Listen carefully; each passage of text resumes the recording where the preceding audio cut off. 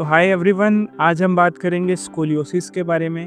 देखिए, स्कोलियोसिस पहले हम समझेंगे कि ये है क्या। एक डिफ़ॉर्मिटी है जो एक टू डायमेंशनल ही नहीं, थ्री डायमेंशनल डिफ़ॉर्मिटी है। अगर आप इसमें समझेंगे तो एक नॉर्मल स्पाइन के अंदर अगर हम लैटरल व्यू से, साइड से देखें तो इसमें 4 कर्व्स होते हैं। पहला cervical lordosis, then thoracic kyphosis, then lumbar lordosis and then sacral kyphosis. इसके अंदर जब इसमें से कोई कर्व एग्जैजरेट होता है, एबनॉर्मल होता है, और कोरोनल प्लेन में अगर ये स्ट्रेट लाइन अलाइनमेंट से चेंज होकर राइट या लेफ्ट की तरफ कर्व कर दिया, तो उसको हम स्कोलियोसिस कहते हैं। और इसके साथ ही थर्ड डायमेंशन में इसमें रोटेशन भी देखने को मिलती है। तो एक थ्री डायमेंशनल डिफॉर्मिटी है। और ये अक्सर इसके 3 से 4 वजहें होती हैं ये होने की, और 3 से 4 एज ग्रुप में देखने को मिलता है, जैसा कि कॉन्जेनाइटल स्कोलियोसिस। तो कॉन्जेनाइटल स्कोलियोसिस आपको at the time of birth due to some birth defects और due to some genetic compromise ऐसा देखने को मिलता है, जिसमें कि आपका वर्टिब्रा अच्छे से बना ही नहीं है और एक साइड पे आपको बोन सब फ्यूज है, तो दूसरी साइड ज़्यादा ग्रो करके आपकी स्पाइन को टेढ़ा कर सकती है। और ये ज़्यादातर 1 से 2 साल की उम्र में देखने को मिल जाता है। और जैसे जैसे बच्चे की हाइट बढ़ती है, ये कर्व भी बढ़ना शुरू हो जाता है। इसके बाद जो देखने को मिलता है वो अर्ली ऑनसेट स्कोलियोसिस, जो कि 6 से 10 साल की एज में देखने को मिलता है।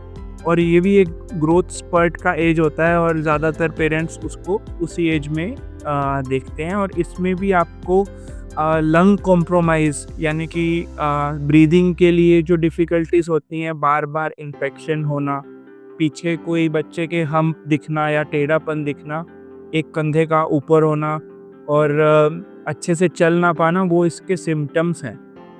जो तीसरा और सबसे कॉमन है एडोलेसेंट इडियोपैथिक स्कोलियोसिस, यानी कि जो आपको किशोरावस्था में मिलता है, यानी कि 11 से लेके 17 साल की एज में। ये आपको तब नोटिस होगा जब बच्चे का किशोरावस्था शुरू होगी, और जैसे उस बच्चे का चेहरे पे बाल आना शुरू होते हैं, तब जब ग्रोथ स्पर्ट होती है, तब आपको ये देखने को मिल सकता है। और आप नोटिस करेंगे कि बच्चे उस एज में एक तरफ टिल्ट होना शुरू हो जाते हैं, तो वो एक साइन है एडोलेसेंट इडियोपैथिक स्कोलियोसिस का।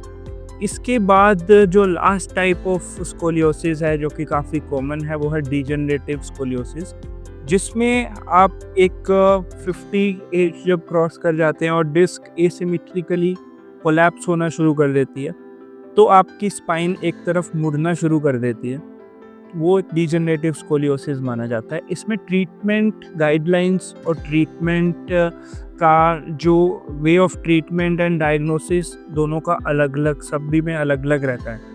अगर हम कॉन्जेनाइटल स्कोलियोसिस की बात करें, तो अगर आपका कर्व 40 डिग्री, यानी कि कॉब्स एंगल 40 डिग्री से ज़्यादा हो, तो उसमें हमको ऑपरेट की तरफ या फिर ब्रेस थेरेपी की तरफ जाना चाहिए। उससे कम वाले कर्व्स हम इग्नोर कर सकते हैं। और इन सभी कर्व्स में ऑलमोस्ट 6 मंथ या 3 monthly observation via spine surgeon through radiographs और क्लिनिकल जजमेंट होना बहुत ज़रूरी है। तो आप अपने कर्व को, अपनी स्कोलियोसिस के टाइप को अच्छे से जान लीजिए, और फिर ही उसका एक अच्छा ट्रीटमेंट करवाइए। और कोई भी ज़्यादा जानकारी के लिए आप हमें कॉन्टैक्ट कर सकते हैं। Thank you so much.